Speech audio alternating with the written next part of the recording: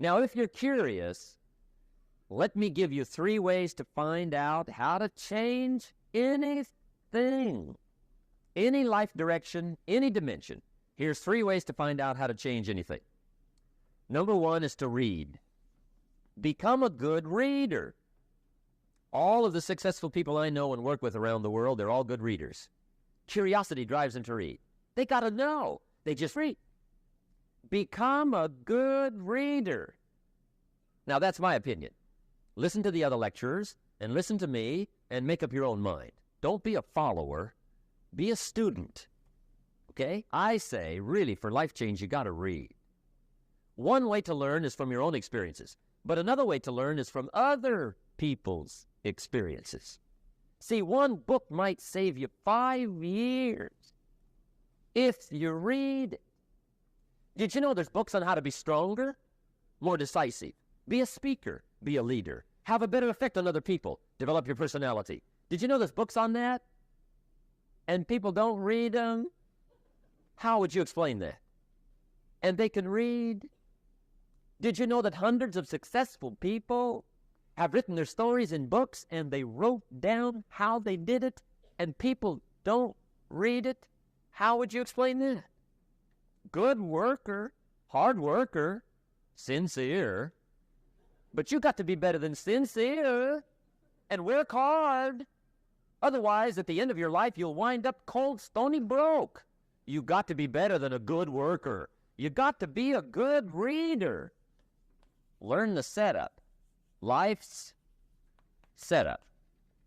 Now, we didn't set it up, but we're here, so you got to learn it. And we should learn the setup for 2 basic reasons. Number 1, to keep from getting hurt. It's one of the major reasons for learning, so you won't get hurt. See, economically, socially, personally, you can get hurt just not knowing. Ignorance is not bliss. That's excellent information. Now, what if a guy didn't know and he walks out? No, he's dead at the bottom. Somebody says, the poor guy didn't know. You got to know, or you're going to get hurt. Okay. Now, here's a parenthesis. You don't have to like the setup. I don't ask you to like how it is. That's not what's important. But it is important to learn how it is. So you don't have to like it, but you should learn it. That's what I tell the kids, right? Make sure you get the information. What you think about it, that's up to you. What you're going to do with it, that'll soon be up to you. But make sure you get it. See, there's nothing worse than being stupid. No, being broke is bad. But being stupid is awful. And what's really bad is being broke and stupid, right? That's about the end of the world. There isn't anything much worse than that. Unless you're sick. Sick, broken, stupid. That is it, right? There's nowhere else to go. So make sure you get the information. It's key. You don't have to like it, but learn it. If this big monstrous thing lifts up in the sky, hangs there for a little while, cuts loose, comes crashing down, boom, shakes the ground for 5 miles. And then this big monstrous thing lifts back up in the sky, hangs there for a little while, cuts loose again, comes crashing down, boom, shakes the ground for 5 miles. It just keeps doing it, this big monstrous thing. Lifted up, and then crashing down, boom. Now, you might come along one day and say, that's got to be a stupid arrangement, which is okay. You're entitled to your opinion. But the first thing you should learn to do is get out from under it, right? That's number 1. You might have a great moral argument. You might want to shake your finger at the sky, but do it from over there, right? So you don't get smashed. It's called your basic smart. So number 1, learn so you won't get hurt. Whether you like it or not, learn. Now here's the second reason for learning, the setup, to benefit. It's called the plus of life. And that's what life is, right? Both minus and plus. The minus is tragedy, heartache, misery, failure, unhappiness. But life is also happiness, prosperity, good feelings. So here's the key. Learn to get on the good side of the way things work. Whatever you don't use, you lose. Lack of use causes loss. On this planet, maybe not the next one, but on this one. If you tie your arm to your body, leave it there long enough, you'll never use it again. It's over. for the arm. Now, it may not be over, but it's over for the arm. The only way to keep the use of this arm is what? Keep using it. If you quit, you lose automatically. They don't bring it up for a vote. You lose automatically when you quit. Now, the same thing that goes for your arm goes for your brain, mentality. The same thing goes for all the human virtues. Ambition, unused, declines. Strong feelings, unused, diminish. It doesn't grow, it diminishes. Faith, unused, decreases. It's a law. Vitality, unused, diminishes. Energy, unused, decreases. The guy says, I'm going to save up my energy. You can't do that. That's like trying to save today, put it on the end of the year. See, you can't do that. They'll come take you away. If you don't use today, what? It's lost. The guy says, I'll work twice as hard tomorrow to make up for it. See, that's foolish. You could have done that anyway. Today unused is lost. A talent unused is lost. An ability unused is lost. So here's one of the key expressions of the evening. Take a new inventory of yourself. Starting tomorrow, new project. Take a new inventory. And make sure that all of your talent and ability and mentality and ingenuity and vitality and strong feelings, faith, courage, make sure that all you've got's being used. Otherwise, you lose. Whatever you reap is what you've sown. If you don't like the crop, who do you look up? Answer, whoever planted it. And where do you find who planted your crop? Answer, in the mirror. What I finally learned to do come fall was to go to the mirror. That's where you go. And if necessary, you say, a few skinny carrots? I got to be unimpressed. Where were you last spring? Asleep. Didn't you read the books? Did you break your hoe? Let me give you 7 key points to the law of sowing and reaping. 7 points to sowing and reaping. Here's part of the philosophy that really helped me to make some changes in life direction. Number 1, the law of sowing and reaping is negative. That's number 1, which simply means if you sow bad, you reap bad. Now here's number 2, the law is positive, which simply means if you sow good, you reap good. If you plant pumpkin seeds, you don't get thistles. Not from pumpkin seeds. Mother Nature won't pull tricks on you or in the corner snickering and pushing new thistles and you planting pumpkin seeds. She won't do that. You will get pumpkins from pumpkin seeds, and the reason is because the law is positive. Now here's number 3. I got excited when I found out the full dimension of this. See, you do not reap what you sown, but rather you always reap much more than what you sown. So the third key word is more. You don't get back what you put out. You get back much more than what you put out. And it works both positive and negative. We are all buying somebody's plan. The question is, who's got you talked into doing what you're doing? Who's got you talked into your present plan? See, 10 years from now, you will surely arrive. The question is, where? But see, anybody, if you want to, can go searching for a good plan, pick it, and start working it. And sure enough, as the time passes, as it surely will 5 years from now, 10 years from now, then you'll be winding up wearing what you want to wear, driving what you want to drive, living where you want to live, become what you want to become. But now's the time to fix the next 10 years. And who can? Buddy. There's one thing better than the truth, and that's the whole truth. And here's part of the whole truth of the law of sowing and reaping. Number 6 is, you could lose. There are times when you just lose, no matter what you do. It's that kind of planet. You reap what you sow, yes, but what does that mean? Yes, but the farmer plants his crop in the spring, takes care of it all summer, loves his family, works 10, 12 hours a day, 6, 7 days a week, is an honorable man. Come fall, he's got a beautiful crop, and he deserves every bit of it. But the day before he sends the combines into the field, a hailstorm comes along and beats it all in the ground, which means you lose. Somebody says, what did he do wrong? Answer, nothing. It's just that kind of planet. Sometimes it's going to hail on your crop, and rain on your parade. So you got to get ready for that, or you will be naive. That's just part of the life arrangement. And don't press me why. I was not in on some of the original decisions here, so I don't know how it got set up. But there's just times, sometimes you lose. That's part of life. If you don't sow, you don't reap. You don't even have a chance. So if you looked at your game plan tomorrow, you might come to the quick conclusion, I got to get some sowing going. How true. Get you some sowing going. And remember, you've got plenty of time. You've got all the time there is. Some people spend enough TV time to make a fortune. It's easy to let life deteriorate into making a living instead of designing a life. And we all have a choice. Make a living or design a life.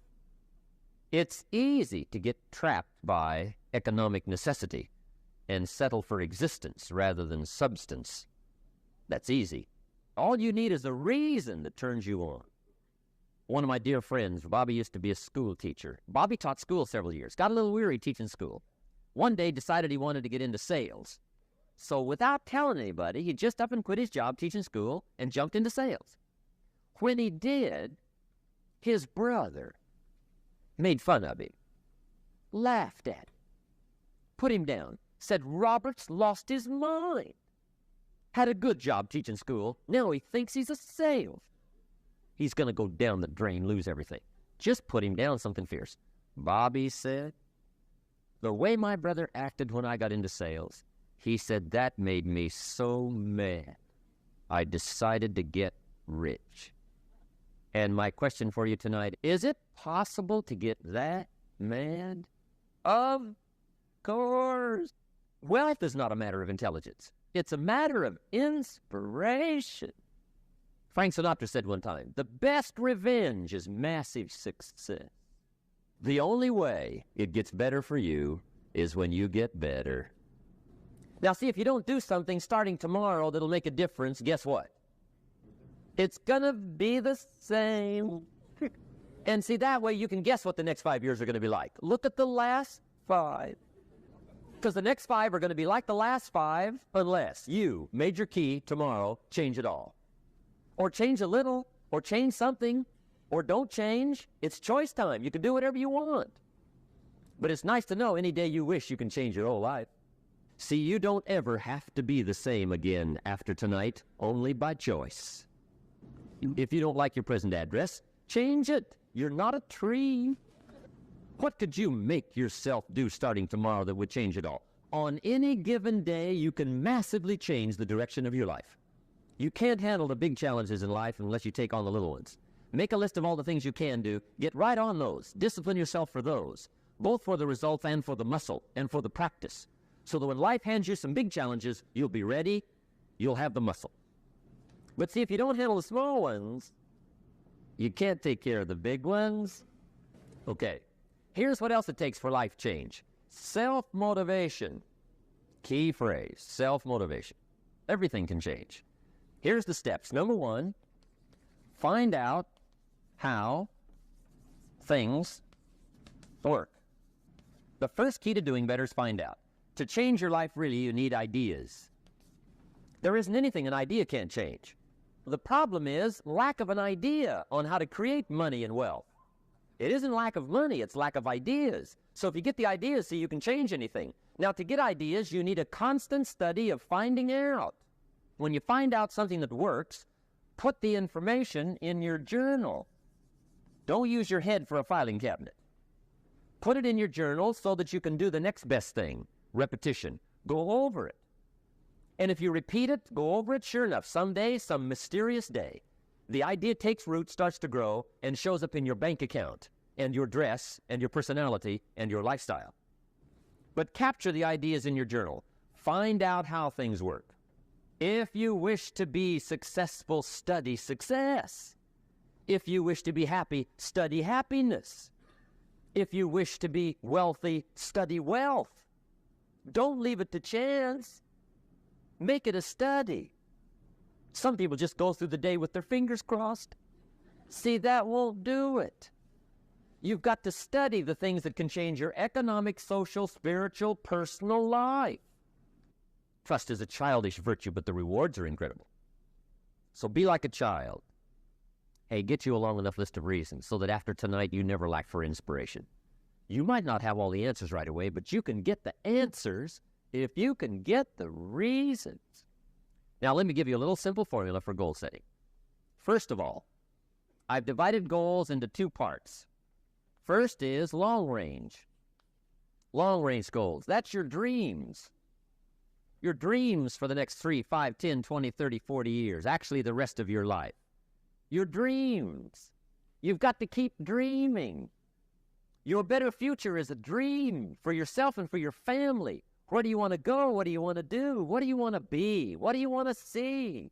You've got to dream dreams. There's a Bible phrase that says, without dreams and visions, people perish. You've got to have something to go for that inspires the heart and the soul. But without dreams, we all will die. You've got to dream.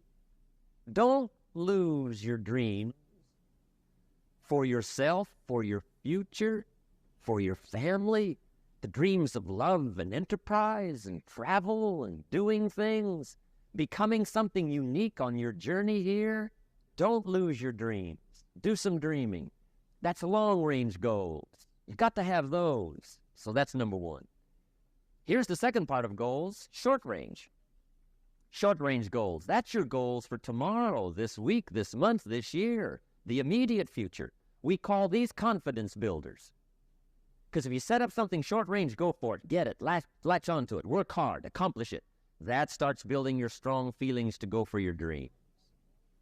Now, I've divided goals into 3 categories. Here they are. Number 1 is economic. That's your goals for money, income, business, profits, production. Economics. Make sure you've got your economics plan. Economics plays a major role in everybody's life. Economics is major, which means it ought to be meticulously well planned for tomorrow, this week, this month, this year, long range. What if you asked somebody tomorrow if you could see their meticulously well-planned list of economic goals? What would they probably say? They say, you some kind of a nut? You must be weird. Hey, I found out what success is. Success is doing what the failures won't do. Make sure you've got your economics well planned. It'll put you in the top 5%. Planned economics. It's a fundamental if you want to do. Join the top 5%. Anybody in this room can join the top 5%, if you will. Now here's the second category of goals, things. Make a list of the things you want. And on my list of things, now I put everything. Little things as well as major things. Doesn't matter how small it is, it goes on my list. I used to just put major things, cars, homes. I don't do that anymore. I now load my list with everything. Everything. And the reason is, part of the fun of having a list is checking it off. That's it. No, at the end of the day, if you can go, got it, whatever it is, right? You get into the habit. So load up your list, the things you want. Now, when you check off something major, celebrate. That's an important point to make. Celebrate your achievements. Live it up. Have a party when you reach something you've worked for a while. See, we all grow from 2 experiences. One is called the pain of losing. The other one is called the joy of winning. We need both of them. Amplify them as much as you can, which also means make losing painful. If you set up something, fooled around, didn't get it, put it on yourself. On the other side, if you did get it, congratulate yourself. Self-congratulations is a sign of maturity. Seeking congratulations is a sign of immaturity. But hey, winning and losing, see, that's what it's all about. That's the name of the game. Now, some people lead such mediocre lives, at the end of the day, they don't know whether they're winning or losing. They got no clue. Guy's just going through the day with his fingers crossed. There's a better way. Okay, here's the third category of goals, personal development. Put those goals together, personal development goals. That's your goals to be stronger, more decisive, be a speaker, be a leader, learn a language, all kinds of skills. Okay, the personal development skills. That's what attracts. That's what brings good things to your life. The person you become, more skillful. Now, this is quite a package to work on. Okay, that'll get you started. Work on them. And I put the word work there deliberately. Setting goals is plain hard work. I don't want to kid you. It's work. I know it's work. That's why a lot of people just let it slide. It's work.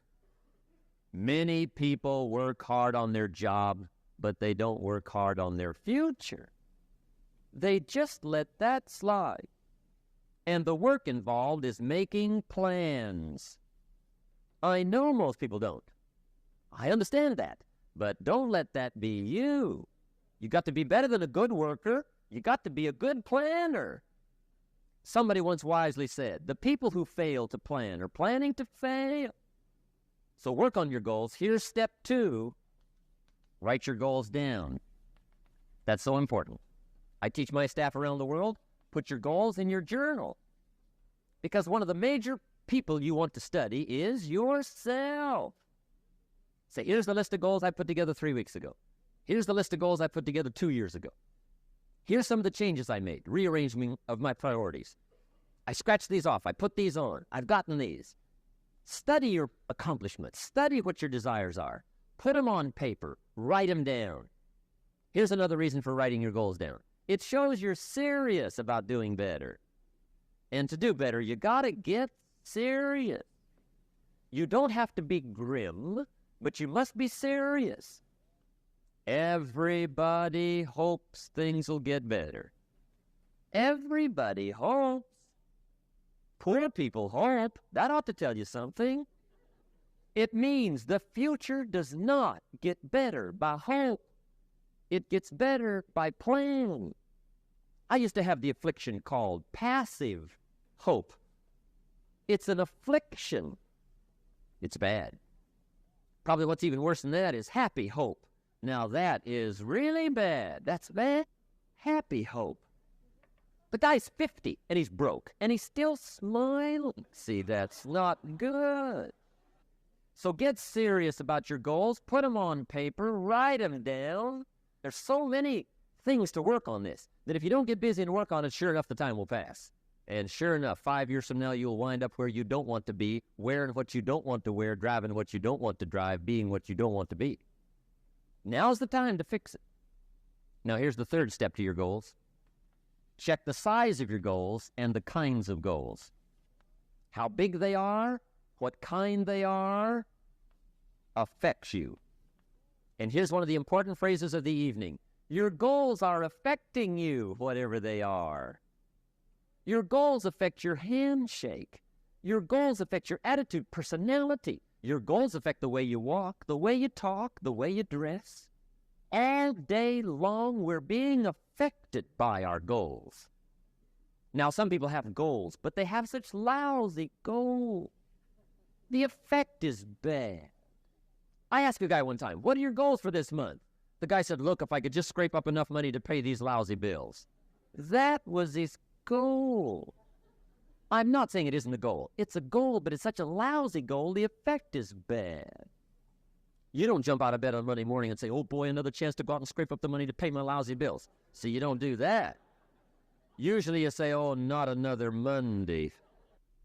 And some people have so given up on life, they have joined the thank God it's Friday club. How sad. Surely those are the same people, when life is over for them, will say, thank God it's over. Let me give you a Bible philosophy that teaches how to get whatever you want. That's the title of the next set of notes. How to get whatever you want. From the Bible. Now again, I'm an amateur when it comes to the Bible. I'm not a pro. But this I can quote, and I think that'll be sufficient. How to get whatever you want. Here's what it says if you're ready. It says, ask. That's it. End of notes. Ask. If there's one art in life to learn extremely well, that's got to be one of them. The art of asking. What does ask mean? Ask means, what do you want? And the formula is staggering. It says ask and what? A guy ought to look into that. He says, yeah, but you work where I work. By the time you struggle home, it's late. You got to eat a bite of supper, watch a little TV, get to bed. You can't sit up half the night, ask. And the guys See, you've got to be better than a good worker. You've got to be a good asker. Now, let me give you 3 key points on asking and receiving. This can do it. Number 1, asking is the beginning of receiving. Asking starts a unique process, mental and emotional. I don't even know how it works. All I know is it works. It's like pushing a button and all this machinery starts working. I don't know how. It just works. There's a lot of things you don't need to know how. Just work them. Some people are always studying the roots. Others are picking the fruit. It depends on what end of it you want in on. Asking is the beginning of receiving, so start the process. Here's number 2. Receiving is not the problem. Receiving is automatic. Now, if that's true, receiving is not the problem, what's the problem? Failure to ask might be one of your major problems. I don't know. Check it out. Receiving is like the ocean. Success is not in short supply. It isn't rationed, and you stepped up to the window and it was all gone. No. It's like an ocean here. Now, if that's true, what's the problem? Some people go to the ocean with a teaspoon. Have you got the picture? See, what you want to do in view of the size of the ocean is trade your teaspoon for at least a bucket, and you'll look better down at the ocean. Kids won't make fun of you, right? Okay. Now, there's 2 ways to ask, and we'll wrap up goal setting. 2 ways.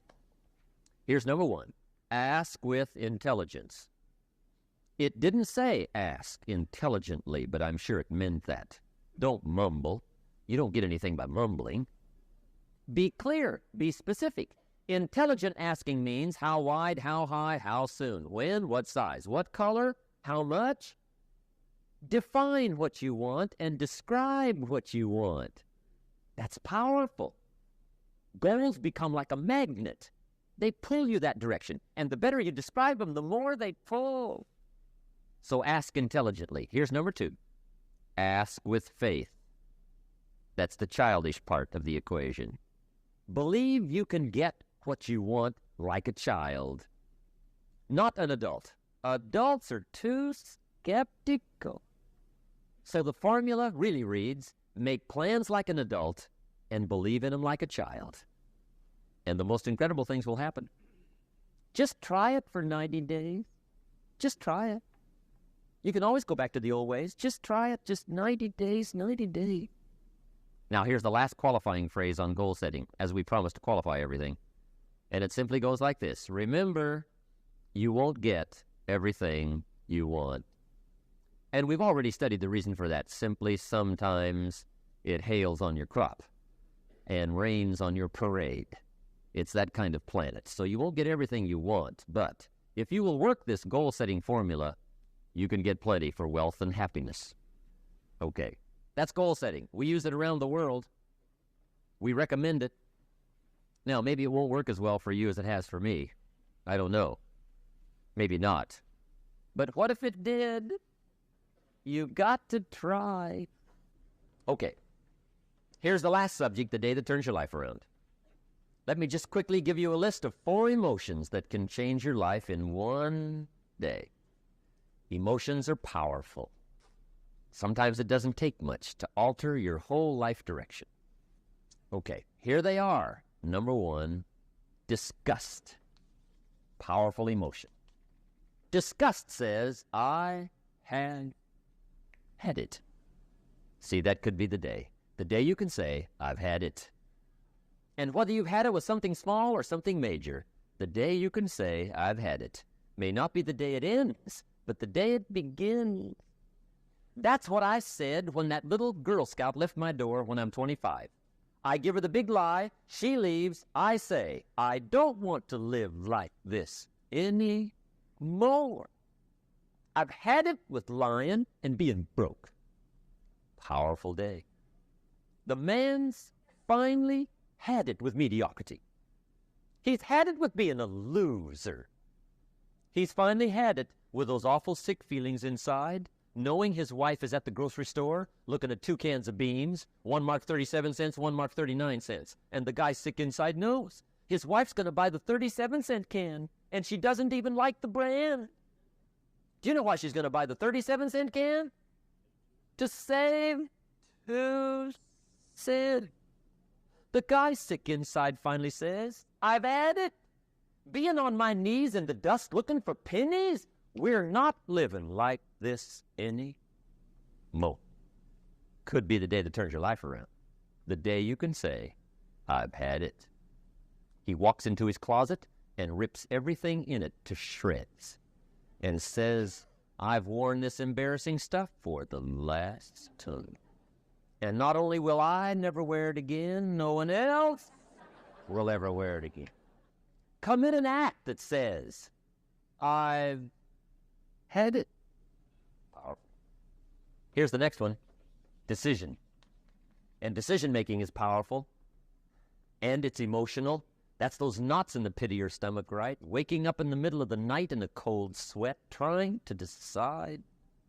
We sometimes call it inner civil war. What shall I do? For progress, you must decide. The best advice I can give you came from a wealthy friend of mine who said, if it's easy, do it easy. If it's hard, do it hard. Just get it done. If you went home tonight and in the next few days cleaned up a whole list of decisions, that might furnish enough inspiration for the next 10 years. I found this out many times after you've decided. Getting on with it is easier than deciding. Sometimes decision is the toughest part. Here's the next emotion, desire, wanting to bad enough. And I don't know how to tell you to want to. That's something you've got to come up with. There's 2 things I know about desire. Number 1, it comes from inside, not outside. You don't send off for it. Number 2, I know desire can be triggered by something. Who knows what it might be? Sometimes desire waits and sleeps for something to happen. Maybe it's a book. Maybe it's a song. Maybe it's a sermon. Maybe it's a lecture, a seminar. Maybe it's the conversation of a friend, a happening, an event. Who knows? The best advice I can give you is what I give my staff. It goes like this: welcome every human experience. You never know which one is going to turn it all on. Even the bad experiences. Sometimes from the bitterest experience comes the greatest awakening. So let down the barriers, take down the walls. The same wall that keeps out disappointment keeps out happiness. Let life touch you. Don't let it kill you, but let it touch you. Here's the last one. This one's powerful. Resolve. Resolve says, I will. 2 of the most powerful words in the language. I will. Benjamin Disraeli once said, nothing can resist a human will that will stake even its existence on the extent of its purpose. Shortly put, I'll do it or die. See, that's powerful. That could be the day that turns your life around. The world has a strange way of stepping aside when somebody says, I'll do it or die. The man says, I will climb the mountain. They've told me it's too high, it's too far, it's too rocky, it's too difficult, it's never been done before, but it's my mountain, I will climb it. Pretty soon you'll see me waving from the top. Or dead on the side, because I ain't coming back. The best definition I ever got from the word resolve came from a little junior high. I'm talking to the junior high kids one day. I love to ask kids definitions. They come up with beauties. I got to the word resolve and I asked, who can tell me what resolve means? And I got several hands, and they were all pretty good, but the last one was the best. Little girl, about 3 rows back, held up her hand. She said, Mr. Rohn, I think I know what resolve means. I said, darling, what do you think it means? She said, I think it means promising yourself you will never give up. I said, that's it. That is the definition. Promise yourself you will never give up. I asked the kids, how long should a baby try to learn how to walk? How long? How long would you give your average baby before you shut him off?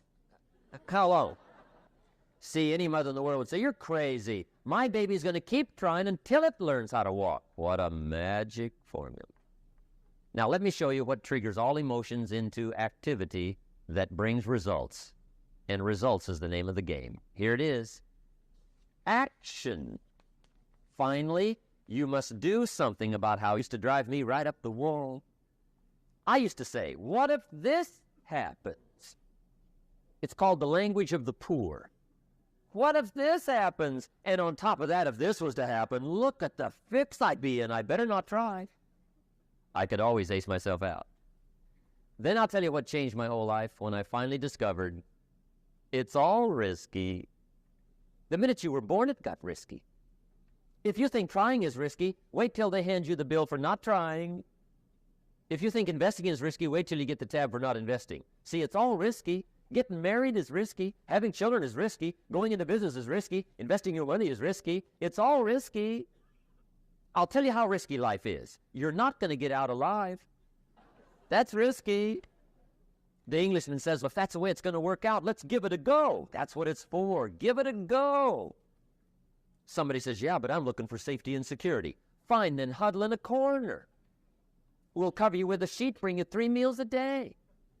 And we'll protect you, feed you, look after you, care for you. We won't let anything happen to you. And you'll probably live to be 100.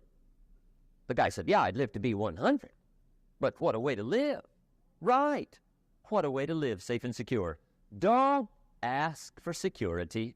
Ask for adventure. Better to live 30 years full of adventure than 100 years safe in the corner. And see, it's not important how long you live. What's important is how you live. Here's the next attitude disease. We're almost through with this motley list. In fact, we're almost through. Hang on. The next one is pessimism. Pessimism, the deadly disease of always looking on the bad side, the problem side, the difficult side, checking all the reasons why it can't be done. The poor pessimist leads an ugly life. He doesn't try to figure out what's right. He tries to figure out what's wrong. He doesn't look for virtue. He looks for faults. And when he finds them, he's delighted. How ugly. This is the poor guy who looks through the window, doesn't see the sunset. He sees the specks on the window. And this is the poor guy who rushes up, takes such leave of his senses. This guy rushes up and he says, I've got 5 good reasons why it won't work. He's so dumb he doesn't know. All he needs 1. He's got 5. To the pessimist, the glass is always half empty. To the optimist, the glass is half full. Why would the same measure affect people 2 different ways? Answer, it all depends on how you look at it.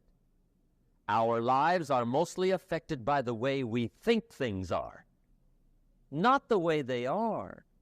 The way we think they are affects us most. There's a subject called better thinking habits. Poor thinking habits keeps most people poor. Not poor working habits. Most people work hard, but they don't think hard. And the mind is like a factory, a mental factory. And whatever you think about all day long pours ingredients into this mental factory. And that's what builds the economic, social, financial fabric of your life. As you think, so you become. How awesome. I used to start the day reading the morning newspaper. You can believe that or not. I'd get a cup of coffee and read the paper. I'd load up on wars and riots and murders and stabbings and killings and bank robberies and muggings and car wrecks and tragedies. I'd even read the back pages. I seem to like that stuff for some weird reason. I'd load up on all that, and then I'd start the day. You can imagine the kind of days I used to have. You walk around on your financial knees. They call you economic peewee. The guy says, I want to be a great leader. Wonderful. The first thing we do is follow him to his house. When we get there, we walk in and check his library. Number 1. Somebody says, why check his library? The reason is because what a man reads pours massive ingredients into his mental factory, and the fabric of his life is built from those ingredients. You would not believe what some people have got in their house to read. You would not believe. One of the best dressed up words I know for a lot of it is trash. Can you imagine dumping a barrel of trash into this mental factory every day and coming out with a rich, dynamic, positive life? It can be done. You might as well try making a cake with cement. The kids back in high school, they're asking me questions one day. I'm talking to the kids. Kids got good questions these days. One of them said to me, Mr. Rohn, how do you build the good life? I said, it's simple. It's not easy, but it's simple.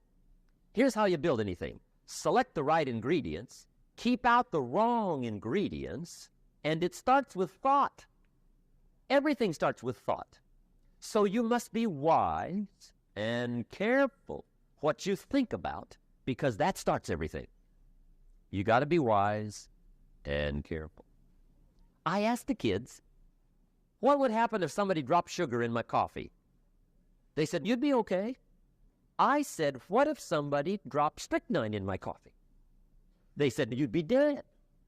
I said, correct. Lesson 1. Life is both sugar and strychnine. You gotta be careful. I said, what if my worst enemy drops in the sugar? They said, will you be okay? I said, what if my best friend, even by accident, drops in the strychnine? They said, you'd be dead. I said, correct. Lesson 2, watch your coffee. You got to be careful. See, it doesn't matter who hands you the bad stuff. It doesn't matter where you get the bad stuff. It'll still do its damage on your bank account. Wherever you